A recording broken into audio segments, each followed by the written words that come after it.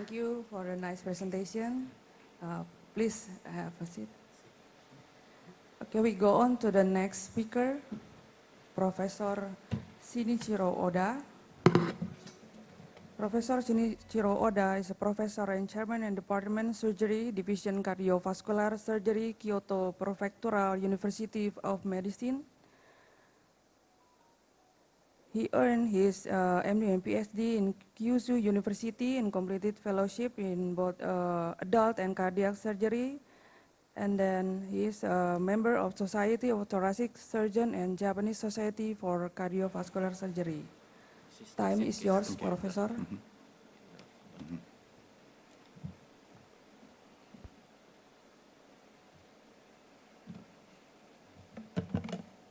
So good morning, everyone. My name is Shinichiro Oda from Kyoto, Japan. First of all, I would like to thank the organizer for giving me the opportunity to share our work with you today.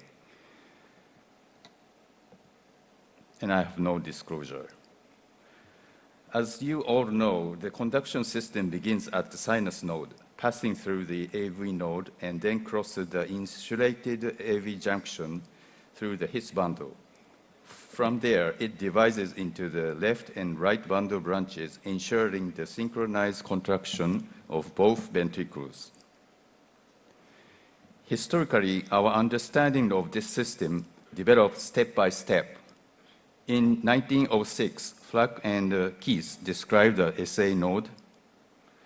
That same year, Tawara reported the AV node. A little earlier, in 1893, His himself described the His bundle. And even earlier, back in 1839, Purkinje reported what we now call the Purkinje fibers. For surgeons, the key question is, how do these conduction pathways related to surgical anatomy? Several anatomical landmarks guide us. In today's talk, I will focus especially on the posterior extension of the TSM and the medial papillary complex, and how these structures are related to the conduction system. In the normal heart, the posterior extension of the TSM reaches the base of the MPC. Between the MPC and the membranous septum, however, there is no TSM. So the conduction axis runs subendocardially and is relatively exposed. From there, it begins covered by the TSM again as it passes along the moderator band toward the anterior papillary muscle.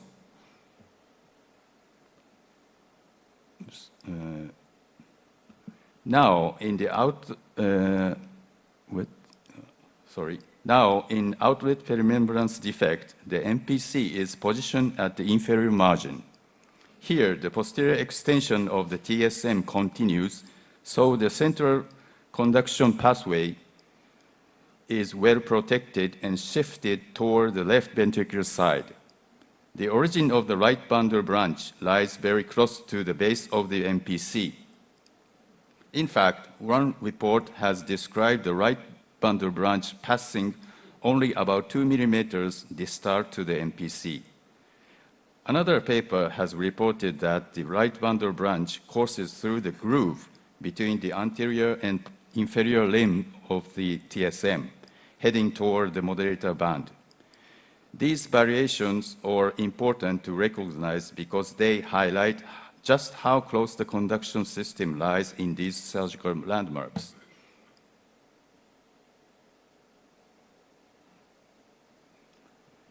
In outlet muscular defect, we often find a muscular bar. Because of right ventricular pressure overload, the bar thickens and deforms the membranous septum. As a result, the penetrating bundle and the branching bundle and the proximal right bundle branch are displaced toward the left ventricular side. But here is the catch. Even with a muscular bar present, the right branch can sometimes cross over and remain on the right ventricular side. So the common belief that the muscular valve separating the VSA and tricuspid valve is always safe is actually a misconception. Let me now move on to the DORV. For this discussion, I will use the truncal malceptation theory. First, we divide DORV into two normally related great arteries and those with transposed great arteries. Then we look at how the great arteries gradually shift. The posterior vessel moves rightward or the anterior vessel shifts leftward. And finally, we observe how the VSD moves progressively forward, accompanied by corresponding changes in the infundibulum septum or outlet septum. So in DORV with normally related great arteries, we see a spectrum. At one end, we have subaortic DORV, followed by the original Tausending anomaly, and further along posterior transposition. This sequence showed us how the relationship between the VSD and great arteries and the infundibulum septum evolves along the spectrum. Here is a specimen of the original Tausending anomaly. You could see the infundibulum septum, the outer septum.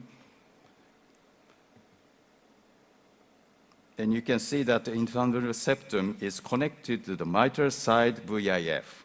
And the VSD extend forward, creating a doubly committed defect to subpulmonary VSD. There is a posterior extension of the TSM, which displays the conduction pathway toward the LV side, rather than lying just beneath the right ventricular endocardium. At Spring 8 in Japan, we imaged another specimen of the original Tausending anomaly using contrast-enhanced micro-CT. This allows us to visualize the His bundle penetrating the fibrous skeleton and the left bundle branch coursing beneath the left ventricular endocardium. And the right bundle branch displays to the LV side, not running just under the right ventricular endocardium. When reconstructed in 3D, the anatomy becomes even clearer. This visualization highlights how the conduction system shifts in this anatomy.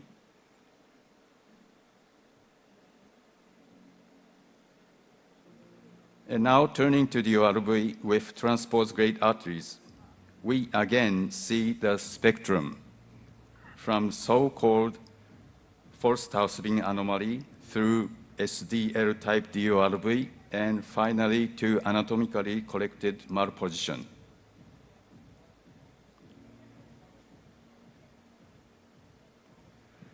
In the false Tausending anomaly, the infundibulum septum connects to the tricuspid side, VIF, and infundibulum septum and the interventricular septum are aligned. In this specimen, the posterior extension here of the TSM is present, and thus the conduction pathway is predicted to be displaced to the LV side. But in another specimen of the false Tausending anomaly, the posterior extension of the TSM is not as clear. So this is the outer septum and this is the VSD. In such a case, the conduction pathway may instead lie subendocardially on the right ventricular side.